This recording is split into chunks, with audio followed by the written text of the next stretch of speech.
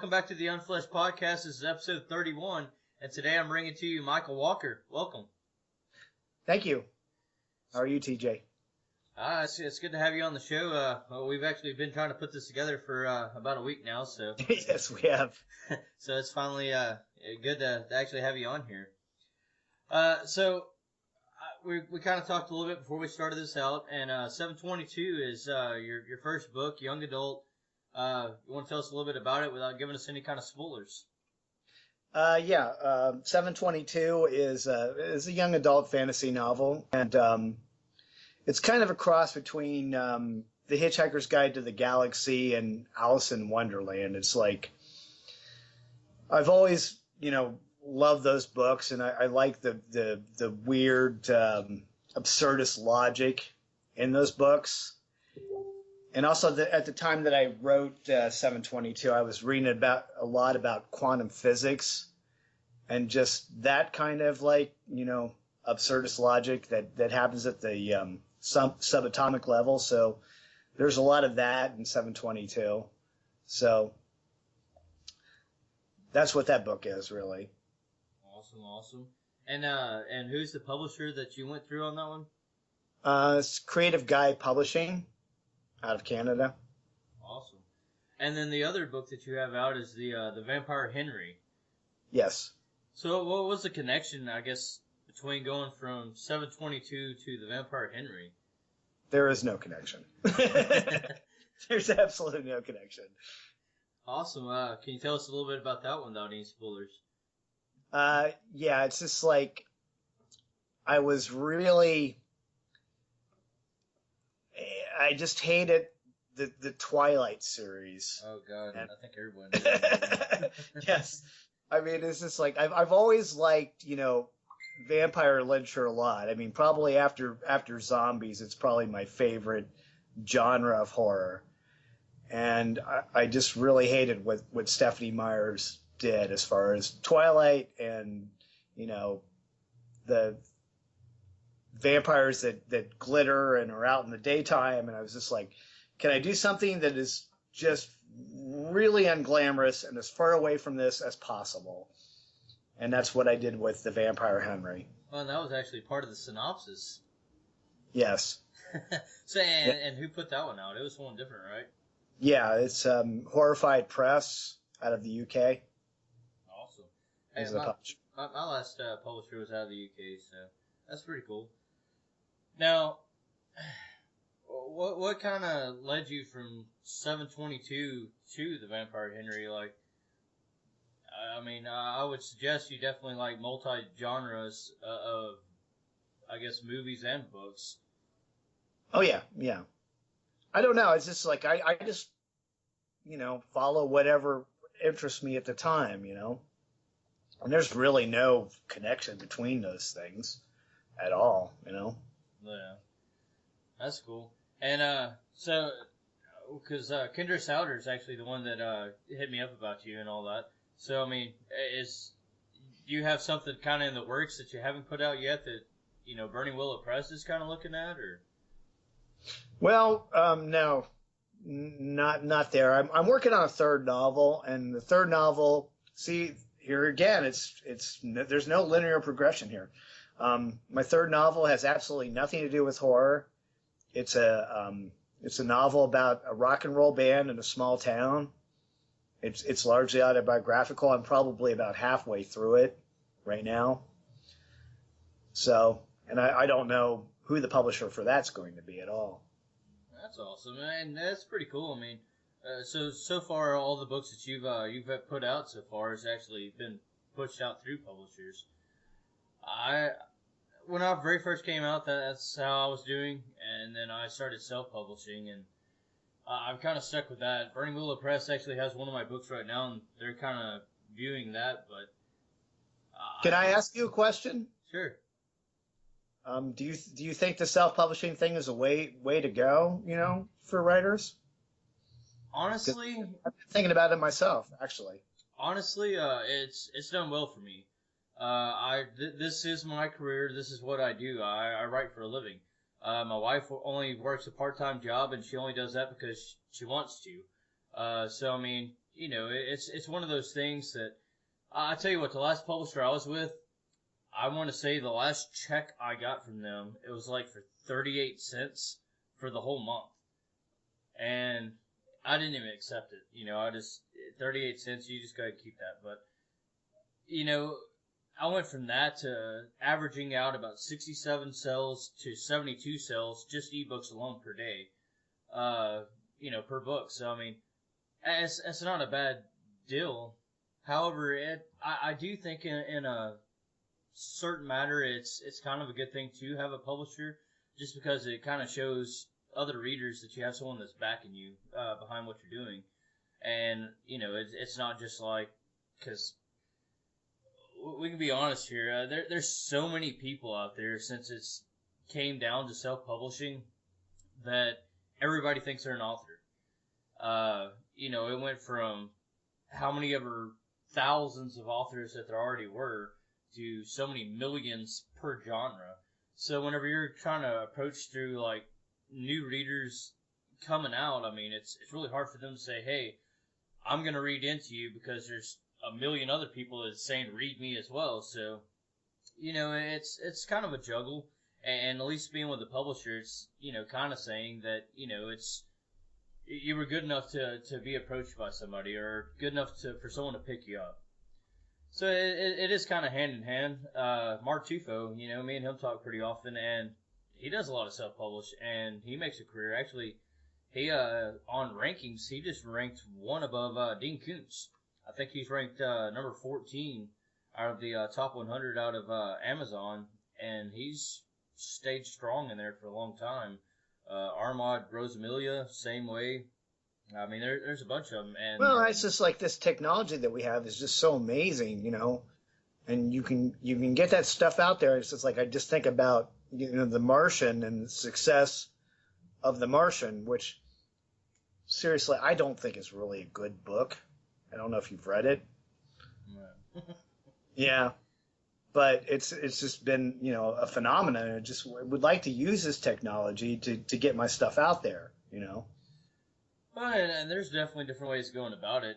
And honestly, like for me, Twitter, I've never in my life had anyone approach me and say, hey, I seen your book on Twitter and I went and bought it.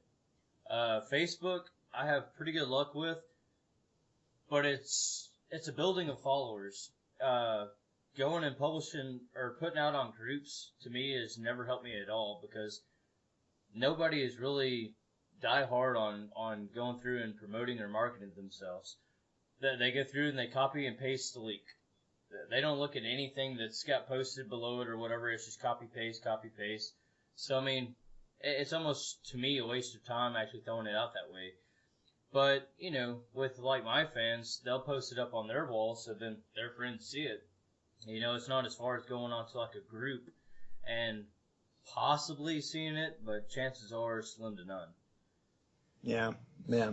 So, I don't know. I mean, there's, like I said, different ways of going about it. I'm on almost any damn website that's out there. And as I've stated before, and I'll state now, unless you're talking to me on my personal Facebook, there's a good chance you're not talking to me. I have people that run my sites for me, because, let's face it, I cannot keep up with 200 sites and, on social media, and then turn around and have that opportunity to even write. Yeah. So my wife, we actually own a marketing company. So she actually takes care of like a lot of that for me. So I don't have to. It's like, I don't know, man. This whole promotion thing. It's the nature of the beast. It's like, I'd rather be writing than promoting, but it has to be done. And that's true. But at the same token, there are marketing companies like ours. I mean, it's like $2.99 a month, I think, and then it's like $32.89 for an entire year. Per book or whatever. So I mean, me personally, I have my things with a bunch of marketers, because I'd rather pay $30 or $40 for an entire year and me not have to mess with it than have to sit there every day, putting it out there, putting it out there, putting it out there. Right. and hopefully, it gets a bite. It's almost like fishing with the wrong worm, and hopefully that one fish just really wants it. Right. So yeah, I don't know. It's a coin flip. It really is. But yeah, I don't know. So how long have you been writing for? I've probably been writing since I was about 12 or 13 years old. Um, for the longest time, mostly what I wrote was poetry and song lyrics, really. That's I didn't awesome. get, yeah, I didn't get into fiction until I was like late in life, actually. I don't know if you know this, but that's actually how I got started. You I look like a musician. I used to be. I still get on the microphone every once in a while, but for the most part, I stick to my books. Most of the time, if I get on the microphone, it's kind of just playing around with things. Yeah. But that's actually how I started. With one of my old bands, there's a bunch of lyrics that we decided not to use, but I didn't want them to go to waste, so I published them out as books of poetry. And the first Nice. the first book that I put out, it didn't do real well, but back then there was Create Space. I think the only thing that was really available was blurb.com, and they were trying to sell my book at like $70 each, and I was like, okay. I did sell two, but that was it. And then I found out about Create Space and Lulu and a bunch of that. And I went ahead and put out my next book of poetry, and it did well. So then I wanted to challenge myself to the things I really enjoy, so I started putting out my actual books. And some reason people liked it. I guess people continue to like it, and they continue to buy, so I'm definitely thankful for that. But I don't know, it's like people tell me all the time, it's like, dude, you're like way up here, and that's where I want to be. I'm like, no, I'm really about right here. I'm still, I'm still like a squirrel trying to get a nut. So, Yeah, it's just like I don't know, man. People that I know, they're like, "Wow, you've published two books, man. You must have it made." No, not at all. and you're not a full time writer, correct? No, no, no, no. So, I have a day job. out of the books that you have put out, is there any inspiration behind the jobs that you hold for writing those books? Just like the day jobs I've had, have they've inspired me to write? Is that what you're saying? No, I'm saying like your day to day actions. Like, is there anything that's I guess inspired you enough to where you kind of put into those books? Well, I don't know. It's just like the impetus for like the Vampire Henry. There's a lot of that, like just like I don't know, rich, poor thing. Just like just like Henry has had a lot of day jobs, really, that kind of thing. Is that what you're asking me? Hey, that works.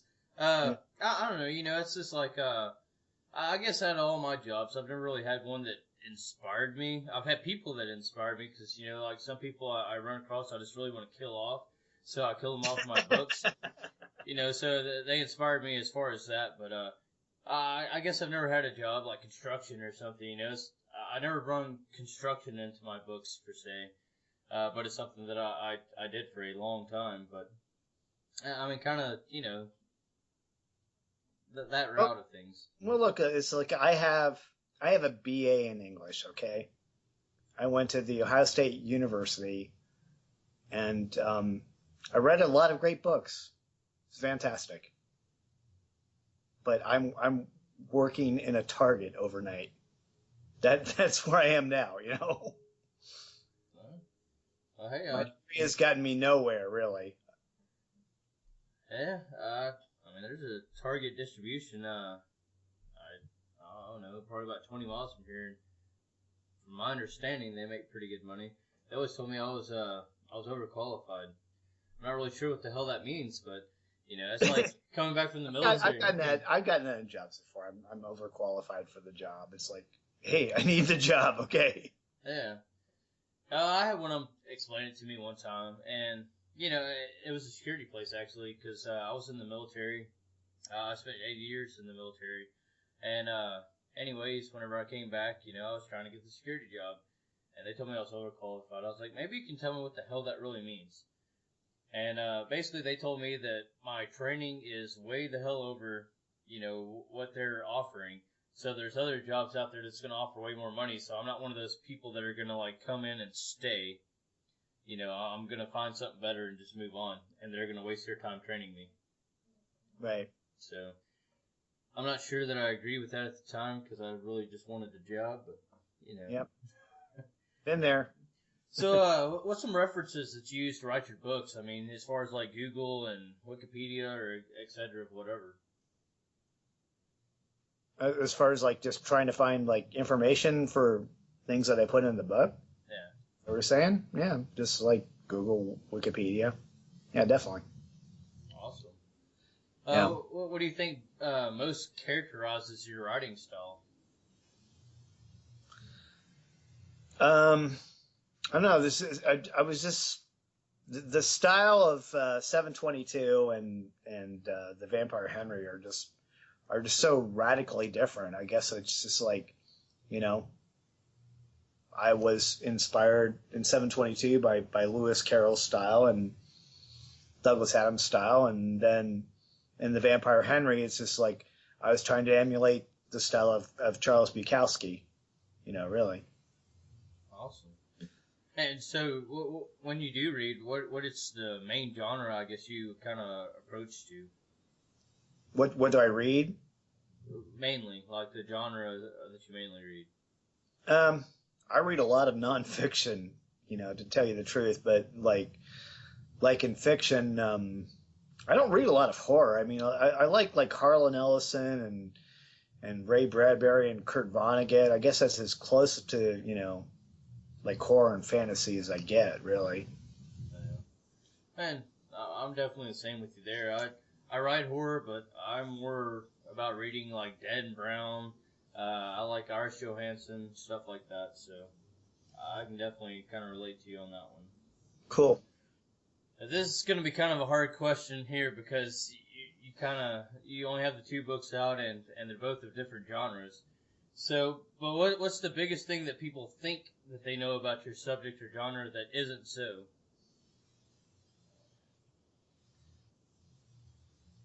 Wow, you stumped me.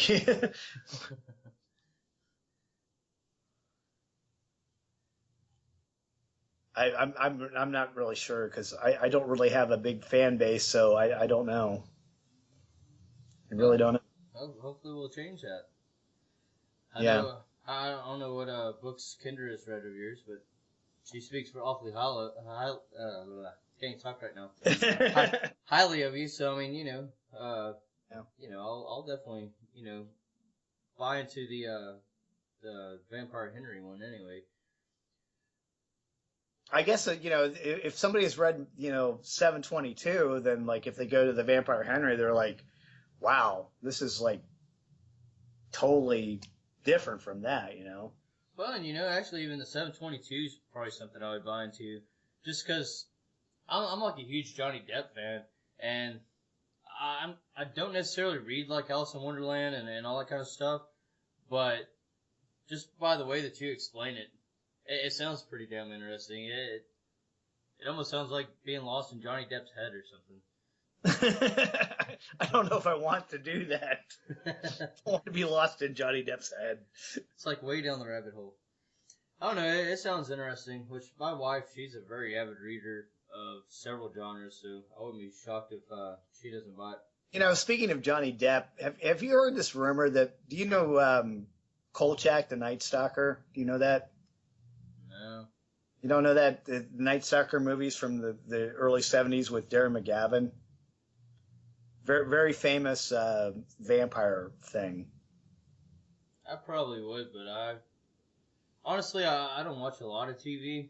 Actually, The Walking Dead is the only thing I watch as far as TV shows. And as far as DVDs go, whenever I finally decide to call it a night, we'll put in something, but I usually make it about 30 minutes into it and I'm asleep. Speaking of The Walking Dead, is Glenn alive?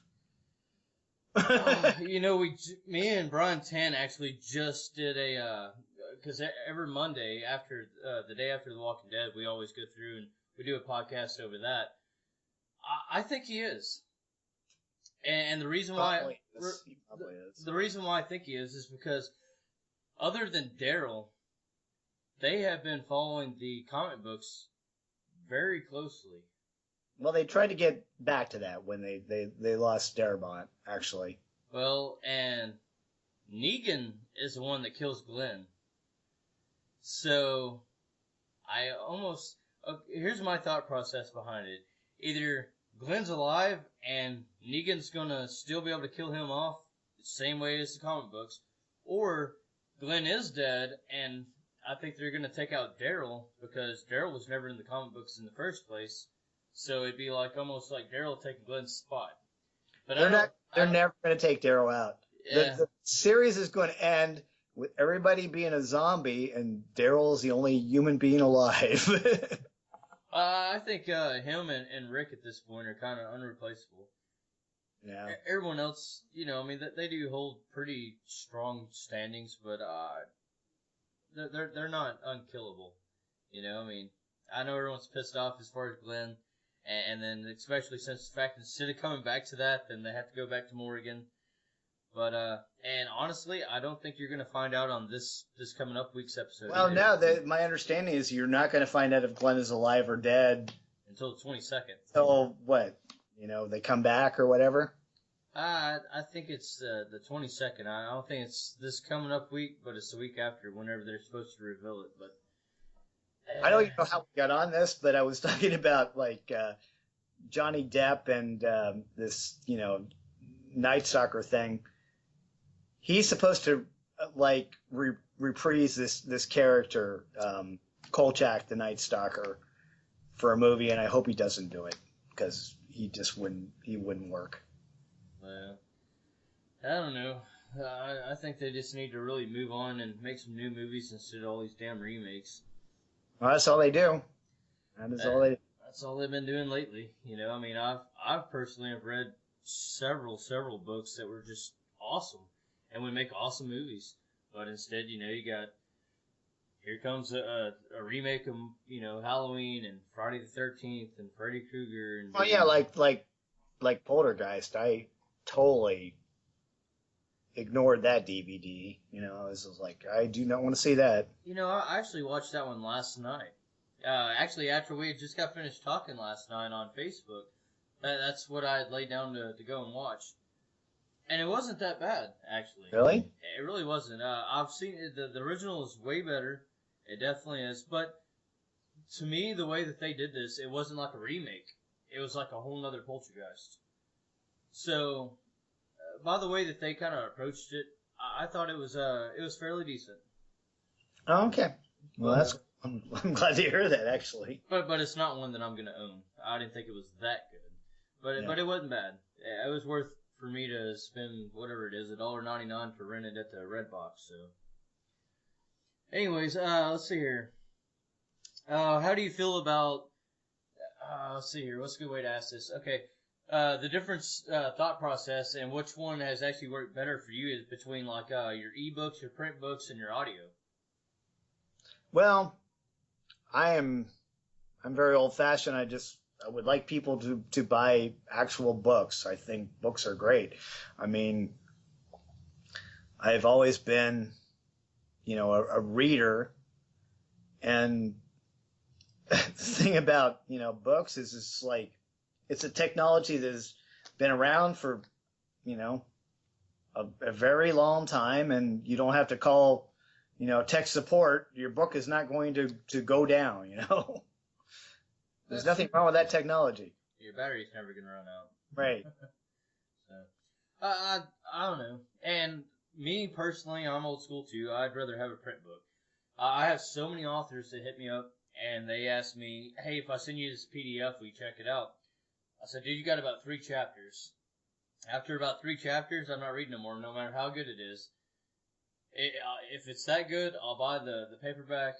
But after spending the entire day writing on the laptop, promoting, marketing, running, the book marketing company, doing these podcasts, I don't care to stare at a screen any longer. No. That shit kills I don't my retain eyes. a lot of stuff really from looking at a screen like I do when I just sit down with a book. I just don't. Yeah, that's definitely me. Even writing my own books, I will literally print them out and go back through them that way. I mean, I'm not going to, it might cost me a shitload of money in paper and ink and all that, but I'd rather do that. I'll highlight, what needs to be fixed. I'll write in the corrections, and then my wife, she does the first initial edit for all of mine, and she'll go back and do those corrections, and then I'll send it off for more. But I can't read off the computer. What was the process as far as, getting published out there? It's very, very hard. As far as the publishing process, I think it's just like any other job. You just really have to have connections with people. My first book, 722, went through a writer friend of mine, Gary Brombeck. I don't know if you know that name. He wins a lot of Bram Stoker awards. I mean, he's a very good writer. He's a very good writer. And my second book went through Douglas Dray, who used to edit Weird Tales online, and now he edits a weird book anthology. Another name. So it's just knowing people, really. I mean, but you didn't put it out like today and it came out tomorrow. I mean, was it like a long process? Or? Yeah, it's really been a long process. I mean, I was looking at The Vampire Henry today. I wrote that book in 2010. And it's been, just a long... I put it out to a lot of publishers.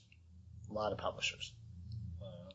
I was reading one of the publishers a couple days ago. I want to say it's Bermuda Press, but I could be wrong about that. But it says, do not submit up to them unless you can wait up to 24 months for your book to be published out.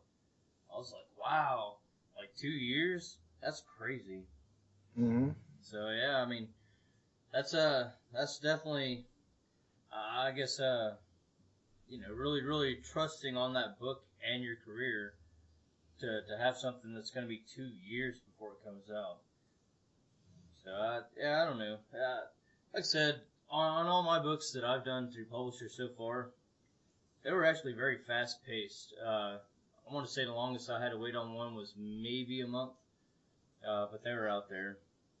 Actually, well, I say that. Right now, I have a book that's being looked at by a publisher, and it's the longest I think I've had to wait.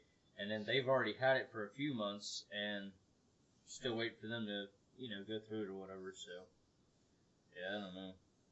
How many books do you have published through? They've published these small presses.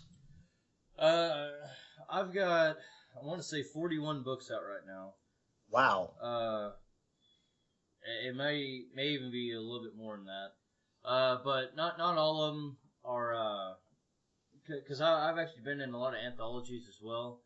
I've done some kids' books that I put out just because of the fact that my kids are always very interested in what I do, but I can't let them read my typical novels I put out. They're just way too damn graphic. Yeah, so, that's like The Vampire Henry. I had to get a disclaimer to my niece and nephew. You can't read this. Yeah.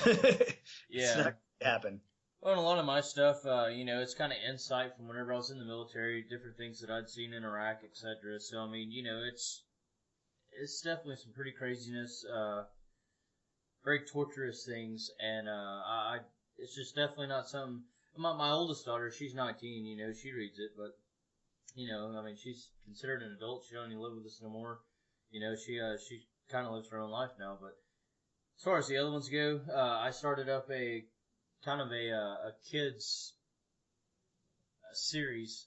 It's going to be 10 books whenever it's all done. I've already released out 3 of them. So my son actually came in with me, and he actually helped me write this the 3rd one. And he's trying to write his own books. He tries to follow my footsteps pretty hard, but so I let him be part of this, and it's been a pretty neat experience so far. And actually that series it's already been picked up, and they're starting to turn it into cartoon episodes. So very cool. It I've got about half the episode so far for the very first one. Uh, they emailed me yesterday and said that I should have the rest this week. Hopefully that's correct. I don't know. They've been working on it. Initially, they said it was going to be about 2 weeks per episode, but they've already been working on it for about a month. So we'll kind of see how it Talking about goes. like animated cartoons? Is that what you're talking about? Yeah. Nice. Yeah, that's very nice. It's pretty neat so far. To me, it needs voiceovers because to me the kids they sound a little funny to me, but you know, but as far as watching it unfold, it's actually been a very neat kind of experience because they are going word for word by how the book was going or how it's written, and I actually had a short story that was turned to film about 2 years ago, and it was horrible. I mean, the guy turned to a girl, the upstairs turned to a long hallway, and I mean, there was just so many changes that went through it, and it just turned out horrible. And I told myself I was not going to go through that again. I wasn't going to ever let anyone have my stuff or whatever. So what I did on this cartoon is actually purchase the video rights. So once it's done, it's mine, and I can do what I want with it. So if I don't like it, I don't have to use it, etc. So far, like I said, it's turning out pretty good, but well, see, with my first novel, 722, I'd really like to turn this into a graphic novel. Is my intention. I've been, working with an artist that I know, and we'll see how that goes. And that's kind of similar to that whole process, I think.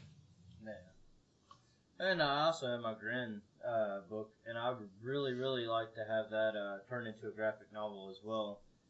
But that gets very, very expensive. Yeah. So I'll probably have to quit writing for a while and go get me like 2 or 3 badass jobs. So we'll have to see. I do make a living off this, but I don't make such a great living to where I'm going to go spend several thousands of dollars per book that I put out.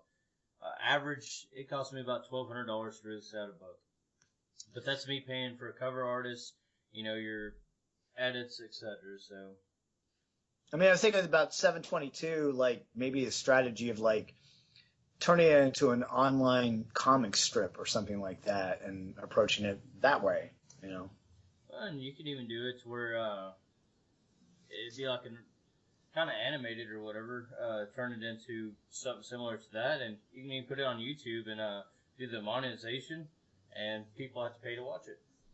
Yeah. Yeah. Well, not necessarily they have to pay to watch it. They watch it for free, but depending on how many views, subscribers, etc., they pay you out for it. So, anyway, it's something to kind of think about. However, I will say if you go that route, you have to have a shitload of viewers and a shitload of subscribers before you're going to get paid anything that's worth doing. Truly. So, I think on average I make about 35 cents a month for running a podcast. Woohoo! Yeah, it's not exactly adding to my grocery bill or anything. So. So, what's some of the ways that you kind of use to promote your work? Well, it's like I definitely learned from 722 because it was my first book and I didn't really know how the small presses work, and not the small presses, but they don't do a lot of promotion.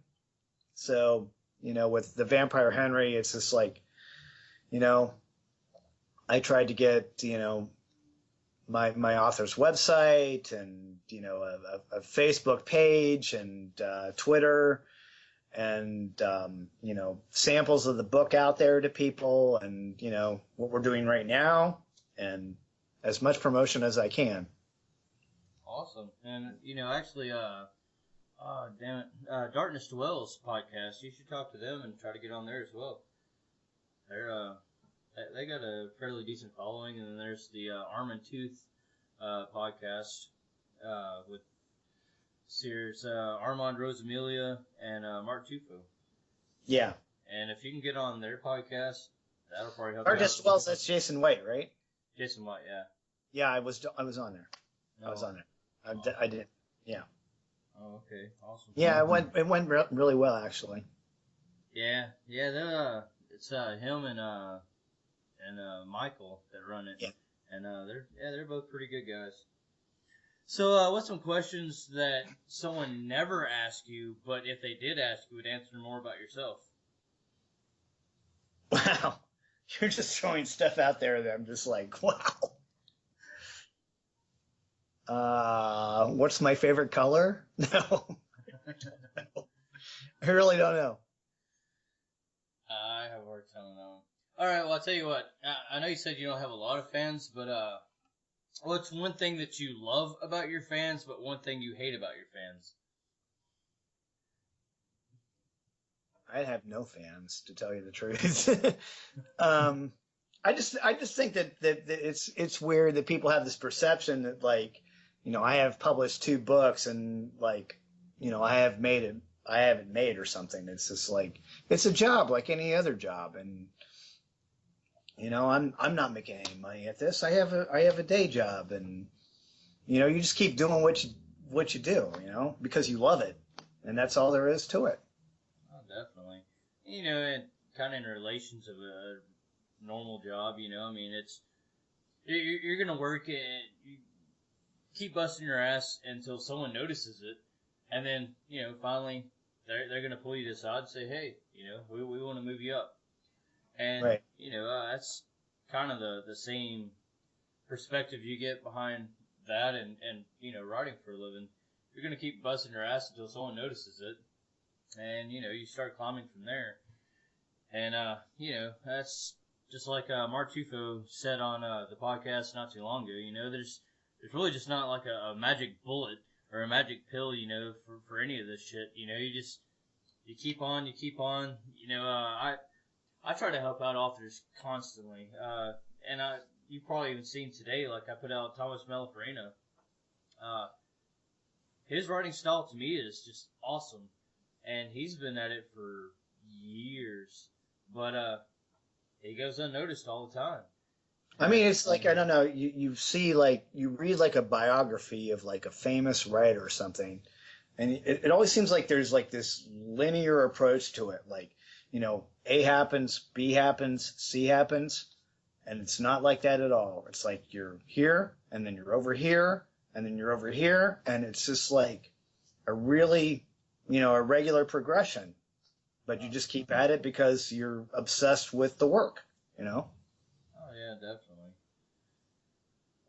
Have you? Well, I don't guess you've ever done like any anthologies or anything like that. I was in an anthology recently called Dark Lane Anthology, which is also out of the UK. I have a story in there, and it's another thing where I am going to have to purchase the anthology, Yeah. which I really hate purchasing my own work. I think that's just like completely ridiculous. Well, but on that, I mean, is it going for a cause or? No, no, it's not. Not. And that does suck, and I've been in that situation many times. Actually, I don't even own everything that I've done just because of the fact that I didn't care to purchase something that I personally went through there and did. And most of the time, whenever I actually do anthologies, just to help out that author, because normally it's an author that's not known at all. They're trying to get names in there that can kind of help them build, and that way, so maybe people from that fan base will go and buy it, and they'll see their story and kind of help them out, or whatever. I just did. Well, I said I just did. It's not coming out till next year, but the Painted Mayhem anthology, and yeah, that one right there is 30 different authors in there. Which Burning Willow Press is actually going to release that one out. Cool. But nobody's getting paid from it. That one's actually going for families with PTSD. Nice. So, Well, yeah, if it's going to a cause, that's great. yeah, I mean, if you actually seen the lineup and the names that are in there, I'm sure whoever would have got paid from it would have made a killing. But I didn't want it set up that way, so I wanted it to be to where it actually went to a cause, and we're not just trying to load like somebody's pockets or whatever. Right, right. So what's some upcoming authors that you've that's kind of gained your attention that that you kind of I guess seeing grow? Who do I want to read? Is that what you're asking? Maybe. Oh, yeah. I guess so. I mean, maybe even someone that you haven't read, but you've seen enough stuff go through that it's kind of caught your interest. Well, I know who I want to read after watching a movie last night is David Foster Wallace.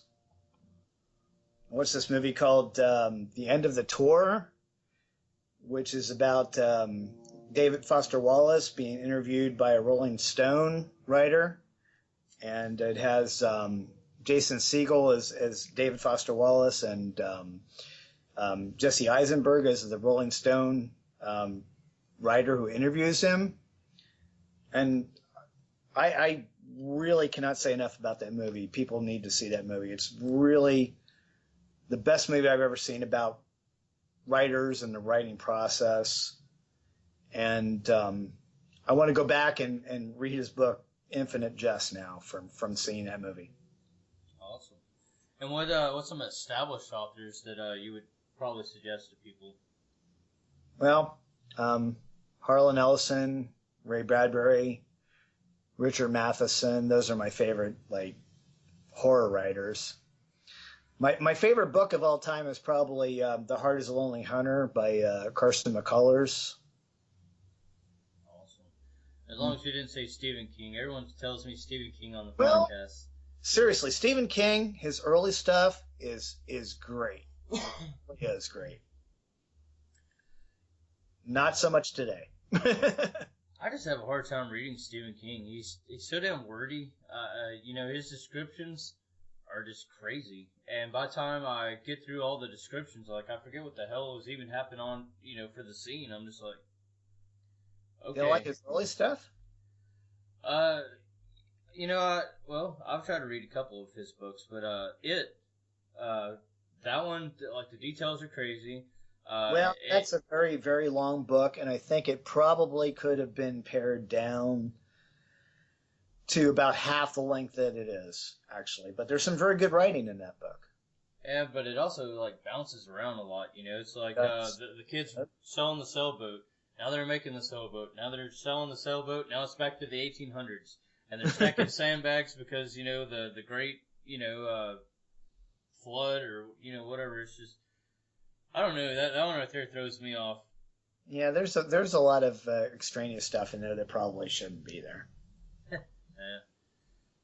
So do you mainly write outlines or plot or?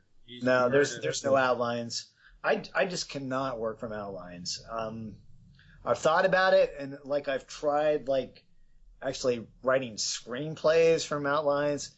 It just gets too regimented, man. I just want to go, and it when you're writing and just it goes off in a surprising way. I enjoy that. I really do. Have you ever tried to write a screenplay? I wrote a bad screenplay. I did.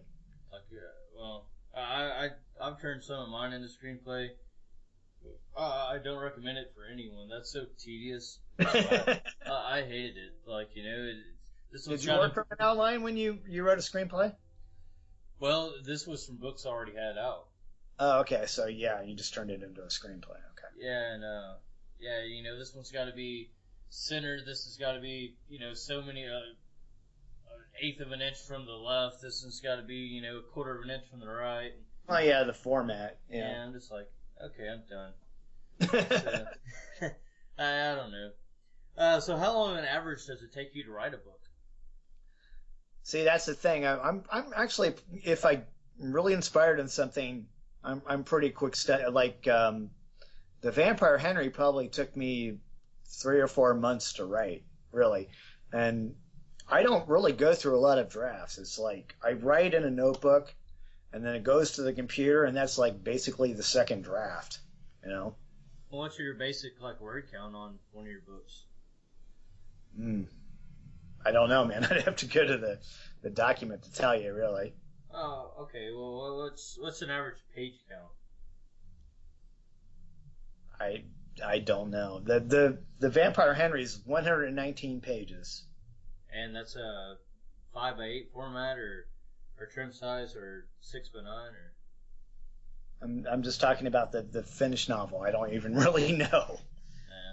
I'm just curious. Well, everything I do these days is the 5x8. I started out doing the 6x9. That was before Create Space offered the 5x8s. So yeah, the 6x9. I don't know. They're just too damn big of a book for me, and they're still not to the level of like your bigger authors. You're not going to go and find like Dean Koontz or Stephen King or Clive Barker or whatever. You can go get one of their paperbacks, and I want to say it's like 5.56 by 4.67 or something like that. So 5x8 is the closest I can get to them, and so that's kind of the way I started going, or trying to go about it. Mm-hmm. So do you proofread and edit like all your work, or do you have someone else do it? Well, as basically, like the second draft is usually proofreading and editing, and then it goes through the editor at the publishers. So awesome. Have you ever got writer's block? I'm kind of suffering writer's block right now. I mean, I am writing, but I've kind of slowed down. Like this third book that I'm working on is stalled, and I'm writing a story right now, and that's going like a page at a time is what's happening. I've been doing a lot of promotion for this book, The Vampire Henry, so that's also been taking a lot of my time away from writing and stuff. Awesome, and after this podcast, I'll actually throw it up on my page. Cool. I'll have to look it up again. It took me a while to scroll through your Facebook to find it. What do you find is the hardest thing about writing? Just doing it. I mean, just sitting down every day and saying, this is your job, even if you're not getting paid at it, even if there's no recognition for it, this is what you want to do, and that's the goal. So, write every day. Where do you see your career coming in about 5 years? Well, I'm just hoping that somebody is going to. I would love the Vampire Henry to get a lot of recognition. It would be great because I think it's a good book. I really do. And then just finishing this third book would be awesome. I would love to do that. And what did you say the third book was about? It's called The Golden Age of Rock and Roll, and it's a book about a rock band in a small town. It's very autobiographical. I used to be in a rock band in the 90s. So as far as that goes, I mean, is it kind of like a rock band murder type stuff, or is it just like being in the rock band? No, it's just about a rock band. It's, they're like a punk band in a small town where that's not really people don't want to hear that kind of stuff. They don't want to hear like original, music like this band is making. I want to hear like Bob Seger covers or something like that. Yeah. Oh, do you have a author Facebook page, or do you just? Yes. Well, there's the Vampire Henry is the Facebook page. Okay, so. Right. So you don't really have an author page; it's a book page. Right. I do have like my author website. What's it? It's in intense2000.wix.com/author-blog, if they're getting that. Awesome. Who designed your book covers? Well, the first one, the 722, was done by an artist named Leslie Anderson, and the second one was done by Horrified Press, an artist there, and I'm not exactly sure who that is. Well, both of them up to your standards on what you really. Oh yeah, I think they're. We had a lot of problems with the first 722 cover. It wasn't really what I wanted. I think I've seen 2 different covers for that one. I mean, on your Facebook, not on like out for purchase. I don't know. I think I totally withheld that one. So I don't know how you would have gotten a hold of that. I'll have to go back and look. Because if I'm not mistaken, you had one that was posted up, and then you had the other one posted up, and there were some comments on there to where, people were saying that, it looked a lot more professional and, more matched the book more. So, as far as reviews, your book's been getting, like, any kind of reviews? Well, 722 has gotten, a few reviews, and mostly favorable reviews. Still waiting for some reviews on the Vampire Henry. That would be fantastic. So kind of outside looking in, if you didn't actually write this book and you were reading it, what kind of review would you really have to say about it? About the Vampire Henry? Either one.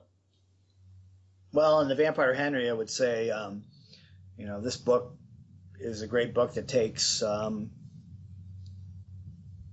vampire genre and turns it into an extended metaphor for, things in this culture that, capitalism and just how vampiristic this society is in a lot of ways. This is what I tried to do with the book. Yeah. Well, and, you kind of frowned upon if you put your own review on Amazon, so I try to, give people an opportunity to, kind of say what they want to on here, so. All right, well, we're about out of time on this, but where can everybody find you? I know you said the website, and then on the Facebook, so is that just Vampire Henry, or facebook.com/Vampire Henry, or? Just, put the Vampire Henry on Facebook. Okay. It should come up, and, I'm on Twitter, Michael Walker at Intense2000,